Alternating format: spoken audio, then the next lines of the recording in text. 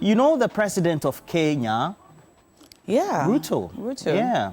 Backed down under pressure. Exactly. He decided not to assent to that bill that was approved in Parliament. Yes, he did. And that bill was going to heap a lot of taxes, even on bread. Yes. On bread for the people of Kenya. It means that when voices rise up, leaders will back down. For listening leaders. Yes.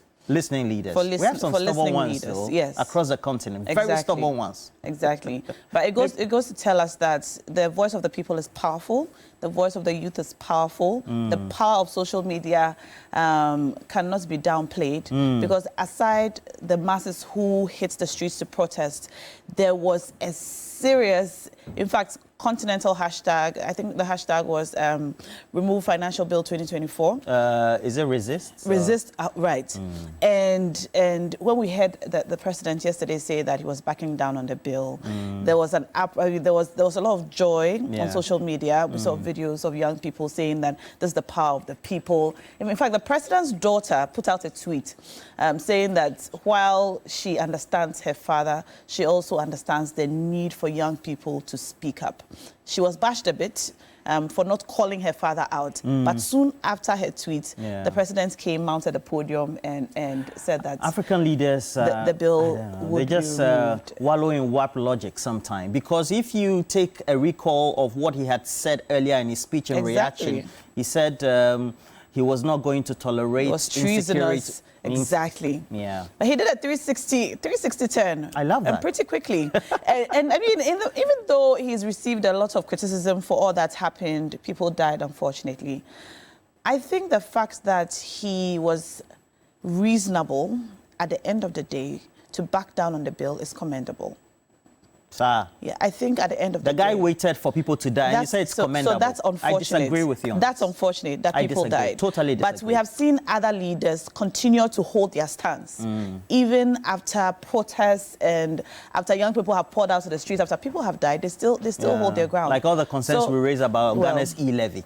Well, I saw a lot of people doing... Which is still being haphazardly implemented. A lot of people doing that comparison, putting the e-levy cake on one side and then putting the Kenyan situation on one side and saying, well, this is Africa. But so that comparison is going on social media. However, the update is that the Kenyan president has backed down. Well, luckily for us, we're also discussing that on big issues. And today we're tweaking the conversation a bit. So we're discussing this and what the lessons are for Ghana's democracy.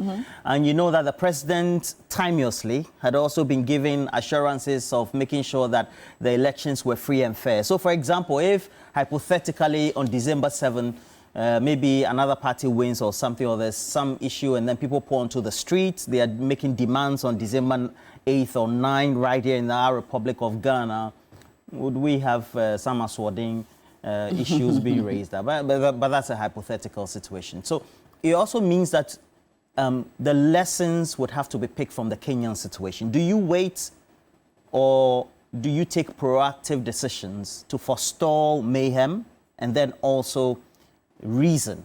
Because for people forming that large segment of the society to resist any action that has been taken by their government, especially imposing a lot of taxes on them, on their daily livelihoods. Doubling taxes. And not listening, what position and then what lessons can we learn right here in Ghana? And we're talking right here in Ghana because this is a very delicate year for us. And so we're going to have Nanea Jantua who will be coming into the studio. And today we're going to have Kofi Kapito also in the midst. Yes. So it's not an all-ladies affair today. Yes. All right. So Kofi Kapito, we know, is one of the leading individuals in the ruling MPP as well. You know, he was part of the Occupy Flagstaff House protest. So all that, You'll be here with us. But you'll be in Teshi as well. I will be in Teshi for our constituency debate. And we're going to be hearing from the two parliamentary candidates for the 2024 elections at Teshi Triblo. So we invite you to come be a part of the debate. Both sides will speak. We'll also take comments and questions from you, the electorates, on some of the policies and development that we hope to see in tertiary law, Ledger Kuku and its environs. So that will be soon after Big Issues, which ends at exactly 8:30. So you want to be a part of that. You can connect with us with the hashtag TV3 New Day on Twitter. We are interactive. We'll read your messages and make sure that you're a part of the show. You can also win 1,000 Ghana cedis this morning if you're on MTN or Telecel. Dial *439# and win. It's very simple. *439#, you select option 2, that's for TV3, and then follow the prompts. Pretty simple. And you can win some good money on the show. But we've also been following a story by Godwin Asedeba. You know that that unfortunate incident in Gomoa-Ojobi where an elderly woman unfortunately passed. The director of the hospital wrote explaining exactly what happened and so on. So we're going to be talking about that as we'll take the story right now. Yes, Godwin will join us on the show. I arrived in Gomoa-Ojobi, a village in Ghana's central region, 10 days after she died. The air was heavy with sadness, a palpable weight that seemed to hang over the community. An unspeakable tragedy had occurred in this seemingly peaceful village, leaving a lasting impression on everyone who knew it. This is the spot where an elderly woman forsaken by those who should have cared for her spent her final days on earth. The memory of her suffering hangs on, engraved deeply into the hearts of the villagers who pass by each day, unable to forget the haunting tragedy. It all began with a tragic road crash in Gomoa-Ojobi one afternoon. The old woman, suspected to be suffering from a mental illness, was among the victims. She was taken to the Winneba Trauma and Specialist Hospital, where she stayed for 2 months. But unlike other victims, no family came to visit her. No one came to take her home. The hospital staff did their best, but with little information to go on. Only that she was from Gomoa-Ojobi, the struggle to find her family, and so she remained alone, a nameless figure lost in the system. When she was finally discharged, the hospital staff allegedly took her to the outskirts of Ojobi. Here, on a desolate bush between the Gomoa-Ojobi Presbyterian Church and the Paris Chapel in Ojobi, she was abandoned. For a week, she lay there, ants crawling over her legs. According to eyewitnesses, her cries of pain was frequent day and night, a haunting signal of her immense suffering. Eric Amwakobafo, a resident deeply moved by the woman's story, recounted to me what he witnessed. Day and night she was here. It was raining continuously for about 3-4 days, and she was still in it. Wow. She was in the rains. I mean, the rain was beating her. So I had to call in the assemblyman because it was getting pathetic. Yeah. We didn't know who she belonged to. Normally in the night, you will see her panting, crying. She will be crying, mentioning names. She was mentioning a particular guy's name. I don't know whether that was the son or so. What was the name she was mentioning? I can't recollect the name. Akos Opare, another resident who lives right opposite where the woman was abandoned, told me how an ambulance dumped the woman on the side, leaving her to struggle all by herself. I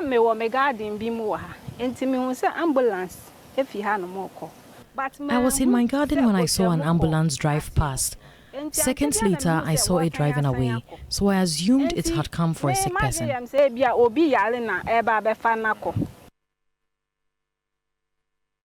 Well, certainly. So this also means that the question about the actions that need to be taken would have to be asked. Have these actions been taken? Investigations, the outcome, and then they're about what we found on the ground. Godwin Asedeba is right there. Good morning, Godwin. Good morning, Roland. Yeah. So what exactly did you find out on the ground beyond the story that is giving you any indication that perhaps the actions that are supposed to be taken are not being hastened enough? Right. I think, first of all, the 30 days that has been given to the committee to investigate the issue, a lot of people have been saying was quite a number of days. They could have given them some 5 days or a week, looking at the sensitivity of the issue. Now, you go to the site on an issue where they have indicated that they are investigating on, and the place had not been cordoned off when I went there. People walk freely around the area. It's only the residents who took an initiative upon themselves to cut some of the trees around the area where the woman used to lay. And that was just a concern about the issue for them to solidarize with the whole incident that has happened. But when she was there for about a week and days, raining consistently for about 4 days, according to residents in the area, the chiefs of the community were aware about the incident. The assemblyman was also aware. A neighbor spoke to me that immediately they realized the woman was there for about a day. They went to report to the police station. Nothing was done about it for almost a week. You know, it raises concerns about sometimes how some humans can be quite insensitive. So, yeah, we are hoping that as investigations proceed, we'll come to a finality as far as this case is concerned. I followed up all the way to the Winneba Trauma Hospital, where we're trying to get answers, because I'd wanted to find out from the nurses who had attended to the woman to know exactly what had happened. We tried looking for the family, but unfortunately, we were not able to find any, you know, family member. So, yeah.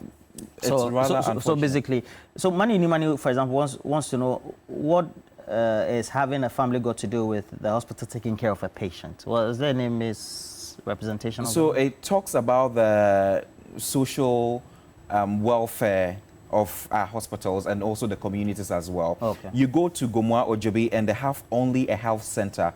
And you know, with health centers, they cannot even admit someone for more than a day. Okay. And their facility is in a deplorable state. Male and females all share the same ward. This is a story that I'm working on, which will be aired soon. Okay. And you go to their delivery ward as well. They have beds that are all peeling off, rusting away. And you have mothers. The Gomoa-Ojobi Hospital. Yes, it's a health center, not a hospital. So when they have critical cases, that's where they would have to transfer the patient to a nearby facility. And that was how come the woman was sent to the Winneba Trauma Hospital. So yeah, it's actually a really disturbing issue. And some of the nurses raised concerns about the fact that the woman used to shout in the ward, and it got to an extent where they would have to send other patients to different wards just for the woman to be there alone because she had become quite aggressive.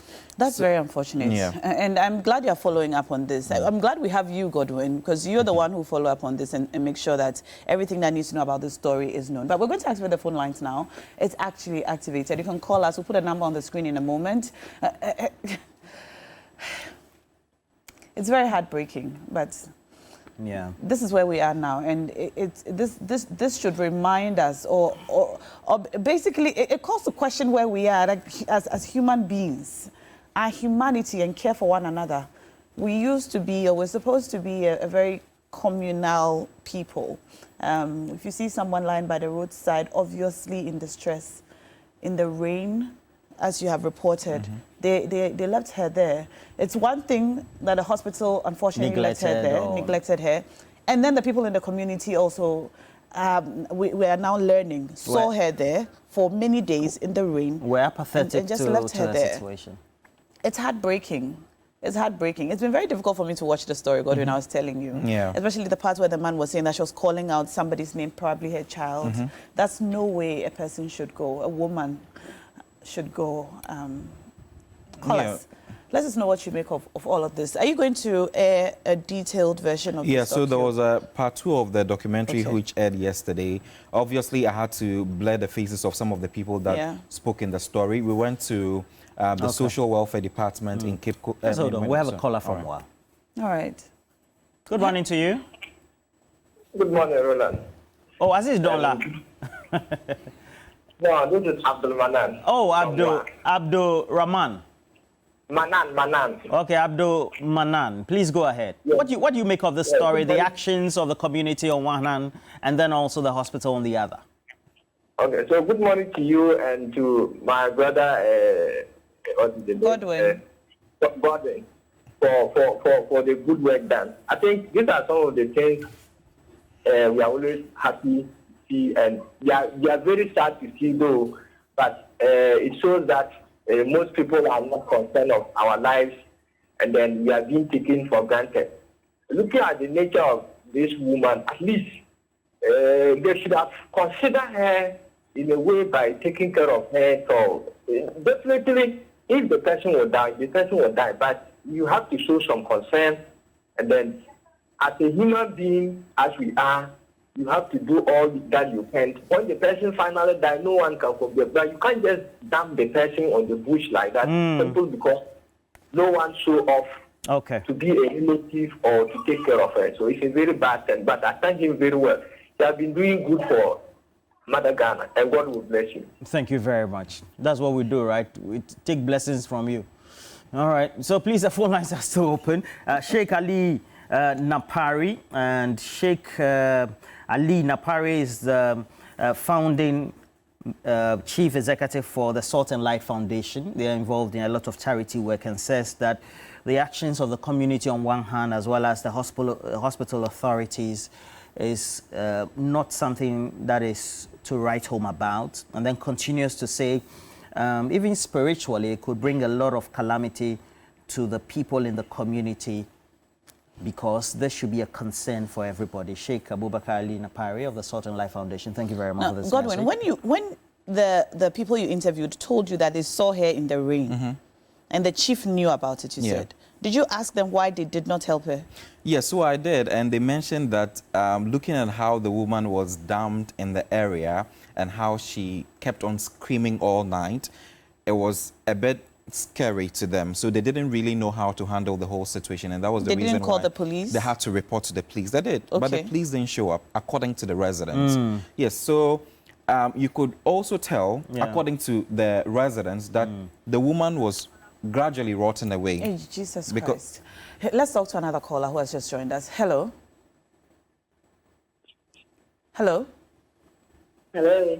Yes, ma'am. What's your name and where are you calling us from? My name is Lillian. I'm calling from Gomoa-Ojobi. All right. Good work, Godwin. I always admire you when you do such stories. Fantastic. Actually, myself, I'm from Winneba.